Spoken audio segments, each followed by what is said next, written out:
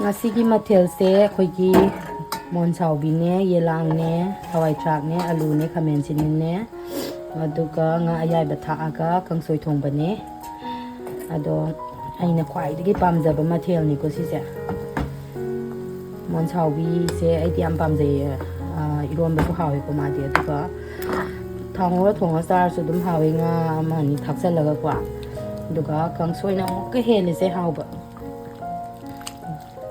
mon chawbi yaure yelang yaure khamen sinbi masam soijalle hawai thrak amani ma khokjalle aduga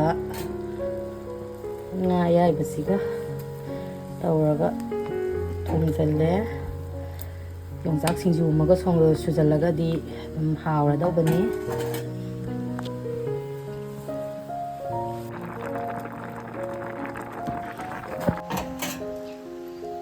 mem henjang thongba loire ko machuga jam phajare manam jam nushire tindum jumi duga mem singju maga suge hawai ma to lere aga si jina khogi kariba hama kanu maru kai hai singju pan hai ba singju pan khara ma soijalle aduga kobi khara ma soijalle yongsak khara maina singju ma tawbirage khoi ma ko di singju yam pam jaye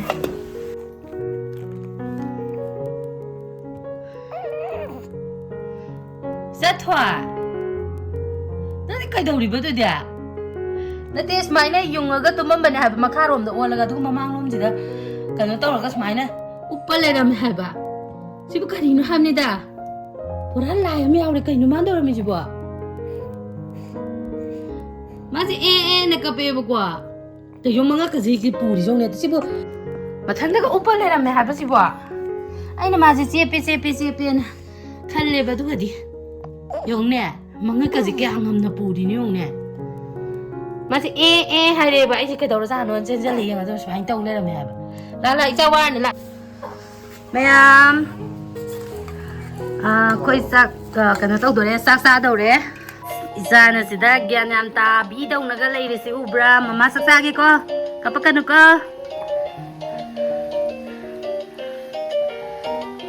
mama sak sa ge ko kapakanu ko na la yu ko gyan ta bini jadi mafam do yaure hidak kapam yaure ita jom sana asas ui jom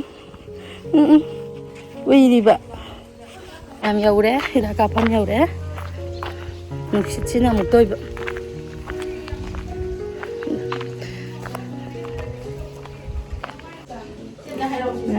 mafam do lere cha jo khan tum mami pang ko lere me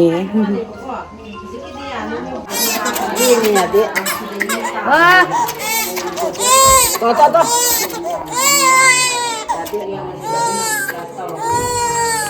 Situ lah. Sis mapa ada. Oh, situ. Yang berbuka apa? Dia semakin tahu. Oh.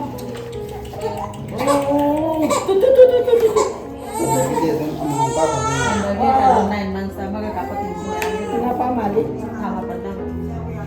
Iṣẹ́ tó mi jà náà pọ̀ mi jẹ́ yàrá pàdé máa náà pọ̀ mọ́ lọ. Náà mọ̀ ní yàrá. Tadi narik tau juga.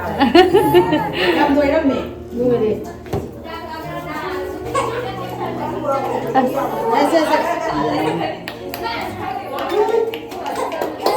Lantai lak ngau kamu. Bukit.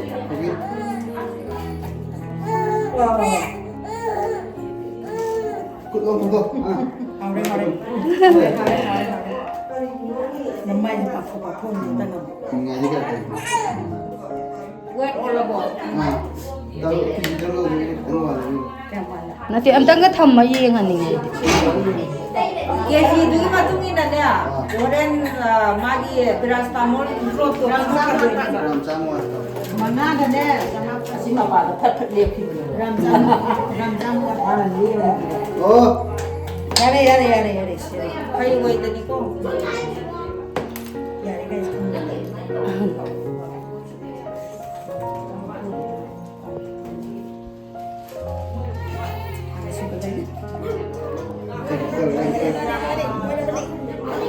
Oh. Mari, mari kita lihat.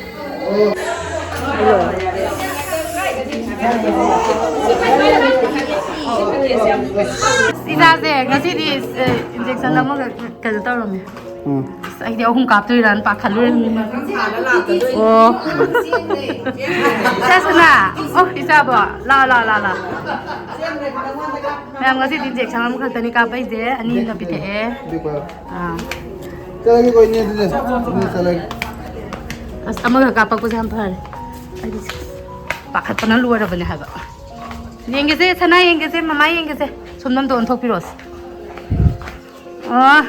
스나 봐 나비데 더 quoi 자디 깐만네 brave girl 네 strong girl kan manusia di kutung 자디 깐거 자니다 mamangda mapa kapte hidak kappa nang kapra kapta berasing naro haro aku itu mana isau lang itu gara mamangi video di isau lang mama tiap miau pada bako do masa do mainnya na bagi kappa do tau bom lak phong khang nama pakat bagi ni haba itu lah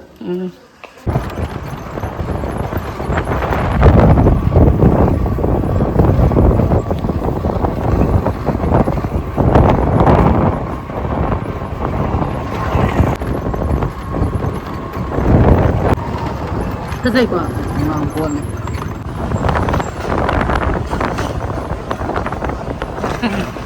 Ado ma'am ay sinambol bazar yore ba ko ado khoi se saubi gi masan pa to mado magi furit amtang laibi gi ge yausang gi furit ama laibi ha bane ba ko mana ado magi furit amtang laibi gi ge taw mane ado ri sang ase ma'am him halak pa lambi da adum sang ga leire sang e silaitu ya ado di pam ja ra ka ni cik cik dia jauh ni asom de yeng ji law ada di action terus excel de yeng ya yeng ge si tho manusia terus ya asna mo em do yeng ni ne ha nang yu ya ye as khuying yengba kaya ura ke medium do gana taw ne Bisnis apa baik badan ni ba nate medium do large ta yeng nang ge de matha ka khalak ta na buk to kang khale oh yare yare kun kya ta lau hai ko ke tam tahu tu tam mana ni au ahan ne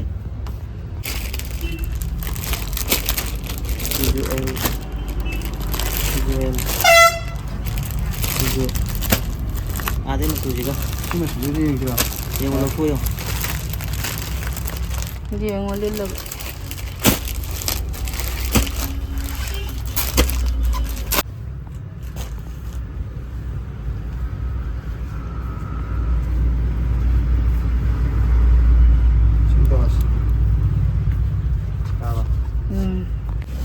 sina terus loi jangan ge sina isi masa no pagi lobi hage black color da duga sina kita mogi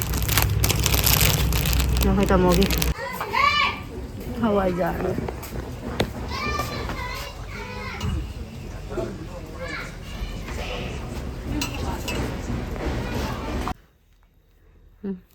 Superman ten nah mayam ai angang hidak kappa bado hale e yum yore ko mang kan pa mi ja jong ma sa pha jong hi sana es isa jeng o ma sa ba ni ja je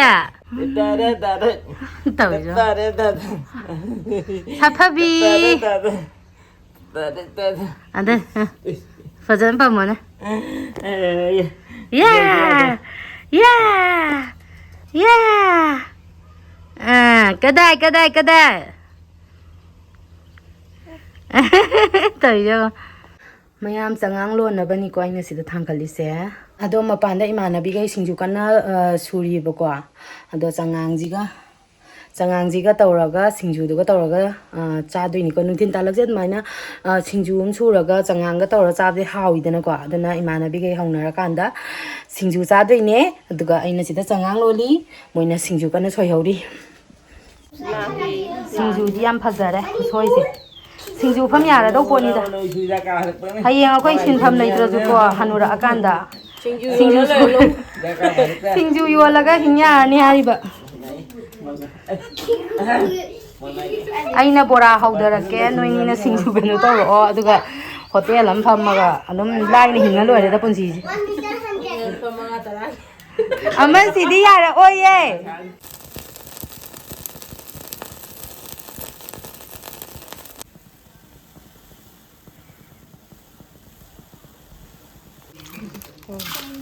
ꯁꯤ ꯀꯩꯅꯣꯗꯤ ꯍꯥꯞꯄꯣ ꯍꯋꯥꯏ ꯃꯇꯣꯟ ꯅꯨꯡꯗꯥꯡꯋꯥꯏꯔꯝꯁꯤꯗ ꯉꯟꯅ ꯆꯥꯔꯗꯤꯀꯣ ꯑꯩ ꯉꯁꯥꯏ phone ꯍꯧꯖꯤꯛꯁꯤꯅꯦ ꯇꯧꯔꯝꯃꯤ ꯍꯥꯎꯗꯣꯏꯁꯦ ꯊꯦꯡꯗꯤ ꯊꯦꯡꯉꯦꯗꯅ ꯌꯨꯝꯒꯤ ꯊꯕꯛ ꯏꯟꯈꯥꯡ ꯈꯔ ꯑꯗꯨꯝ ꯂꯩꯕꯅꯤꯅ ꯍꯣꯏ ꯊꯕꯛ ꯏꯪꯈꯥꯡꯒꯤꯗꯤ ꯈꯪꯗ꯭ꯔꯦ ꯍꯥꯎꯕ ꯃꯇꯝꯗꯤ ꯍꯧꯖꯤꯛꯁꯤ ꯐꯖꯔꯦ ꯍꯥꯎꯕ ꯍꯥꯏ ꯐꯖꯔꯦ ꯍꯥꯏꯕ ꯆꯥꯔꯣꯏ ꯍꯋꯥꯏ ꯃꯇꯣꯟꯒꯗꯣ ꯂꯧꯊꯣꯛꯑ ꯆꯥꯔꯣꯏ ꯑꯝꯇ ꯑꯩꯁꯨ ꯈꯪꯉꯦꯕ ꯏꯄꯨ ꯃꯅꯝ ꯑꯃ ꯑꯩꯈꯣꯏ ꯕꯥꯗꯤ ꯁꯤꯡꯖꯨ ꯆꯥꯎ ꯌꯥꯗꯕꯅꯦꯕ ꯌꯥꯔꯦ ꯌꯥꯔꯦꯝꯗꯦ ꯌꯥꯗ꯭ꯔꯥ ꯌꯥꯔꯅꯤ ꯌꯥꯔꯅꯤ ꯏꯕꯣꯛꯀꯤ ꯀꯩꯅꯣ ꯂꯩꯔꯦ ꯁꯤꯡꯖꯨ ꯆꯉꯥꯡ ꯅꯣꯏ ꯆꯥ ꯂꯧꯗ꯭ꯔꯤꯕ ꯅꯠꯇ꯭ꯔꯥ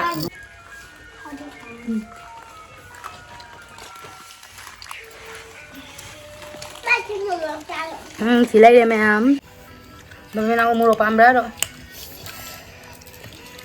ꯑꯩ ꯊꯟꯗ ꯁꯥꯏꯅ ꯑꯃꯨꯛ ꯍꯥꯏꯔꯛꯑꯅꯤ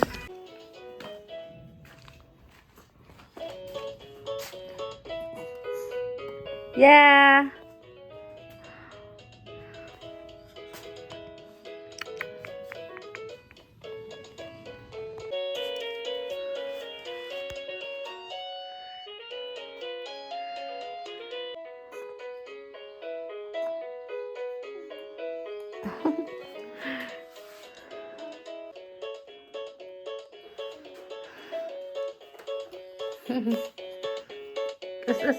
Tolong. Koi biliges lah biliges. Nangi yausanggi furit ama laibiyo do. Silaire. Hangdo yengo sabra na.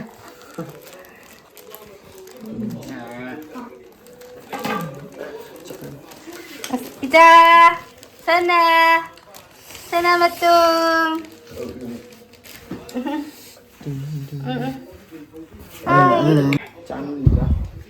Yengba hai lila ka.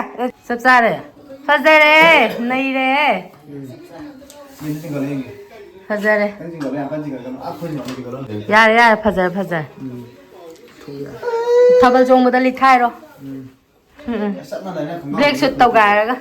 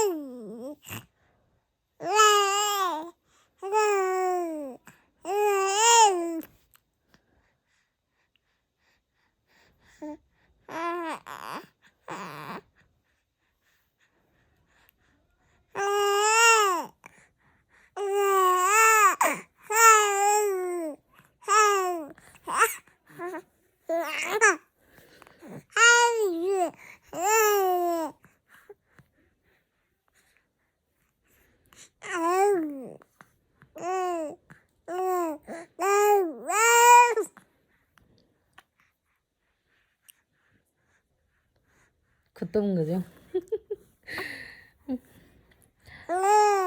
Kutung kutaga de mi puram dai mandro. Mi wanda ka ken ga tinjalu dong mandro.